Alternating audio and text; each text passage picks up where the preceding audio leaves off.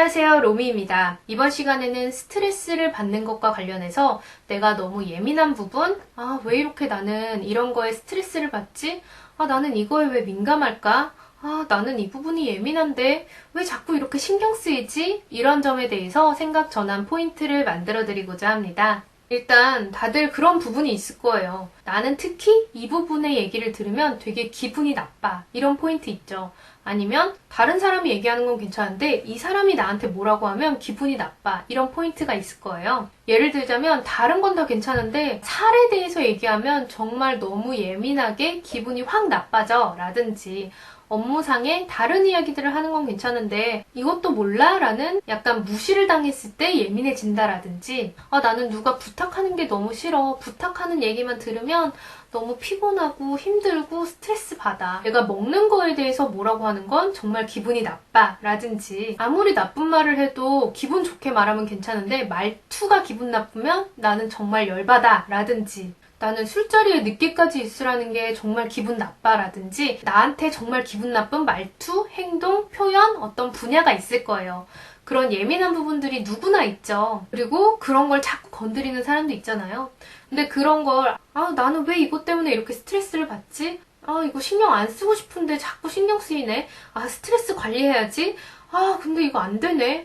왜 나는 이렇게 감정 관리가 안 되지? 신경 끄고 싶은데 왜 안 끄게 될까? 라면서 오히려 더 막 신경을 끄지 못해서 신경이 쓰이잖아요. 그런데 이거를 생각을 바꿔보시면 좋겠어요. 내가 예민한 부분은 알레르기다. 나는 여기에 알레르기가 있다. 이렇게 생각하자는 거죠. 무슨 말이냐면 우리가 피부에 두드러기가 생긴다거나 피부가 빨개진다거나 콧물이 나온다거나 이렇게 아토피, 비염 이런 것들이 다 알레르기 반응인 거 아시죠? 무언가 나한테 알레르기를 일으키는 요인이 들어오면 그게 피부와 콧물로 나오는 거잖아요. 그 알레르기 요인이 수도 없이 많아요. 몇백 개가 된대요. 예를 들면 꽃가루 알레르기가 있는 사람, 땅콩 알레르기, 계란 알레르기, 우유 알레르기, 치즈 알레르기 이렇게 수도 없이 많은 요인들이 알레르기를 일으켜서 몸이 반응을 하는 거잖아요. 그러니까 똑같이 내 감정에 영향을 미치는 감정적인 알레르기가 있는 거다라고 그냥 인정을 하자는 거죠. 저 사람 또 나한테 외모 지적했네. 저 사람 나한테 또 살 가지고 얘기했네. 스트레스 받아. 이렇게 될 때, 저 사람이 방금 한 말은 나한테 알레르기인데 또 알레르기 반응이 생기겠구나. 알레르기가 나한테 또 왔네. 이렇게 생각을 하자는 거죠. 그럼 그게 뭐가 달라지냐면 알레르기가 있는 사람들이 해야 되는 가장 첫 번째 일이 어떤 게 알레르기인지 그 원인을 파악하는 거거든요. 그래서 알레르기 검사 받는다고 막 피도 뽑고 하잖아요. 근데 그 알레르기는 검사하면 바로 나오지만 나의 알레르기는 검사가 없잖아요 라고 할 수 있는데 심지어 아토피나 비염의 알레르기 검사도 100% 정확한 게 아니에요. 저 같은 경우에도 알레르기가 있는데 그 검사를 했을 때는 전혀 안 나와요. 단 하나도 안 나와서 이상해서 의사 선생님 저 알레르기 반응이 분명 많이 있는데 왜 안 나올까요? 라고 했더니 의사 선생님이 이게 100%는 아닙니다. 이렇게 굉장히 돈 아까운 멘트를 날리더라고요. 나는 4만 원이나 주고 했는데 지금 정확하지 않은 거면 나 이거 왜 한 거예요? 이런 생각이 들었죠. 대놓고 말은 못했지만 정말 돈 아깝더라고요. 근데 그거랑 똑같이 그냥 우리의 몸이 타고난 게 내가 태어날 때부터 정자와 난자가 만나서 수정이 될 때부터 내가 세포 분열을 할 때부터 나는 그냥 이거에 예민했던 거야. 나한테 알러지야. 알레르기 요인이야. 그냥 이렇게 인정하자는 거죠.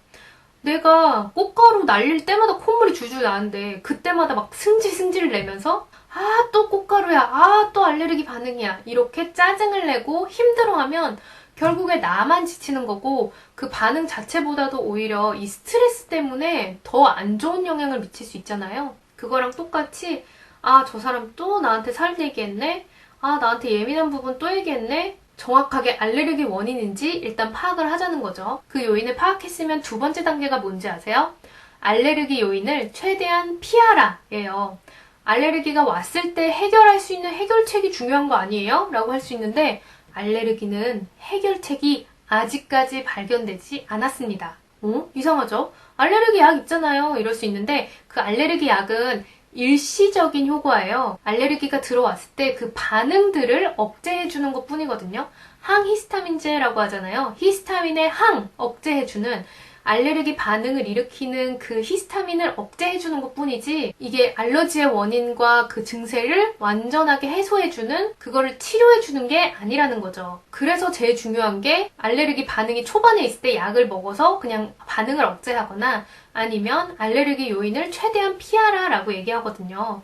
그래서 찬바람에 알레르기가 있으면 마스크 쓰고 다니고 찬바람을 최대한 피하고 햇빛 알레르기가 있으면 최대한 양산 쓰고 가리고 다니고 이런 식으로 알레르기 요인을 피하는 게 가장 상책이다 이렇게 얘기를 해요.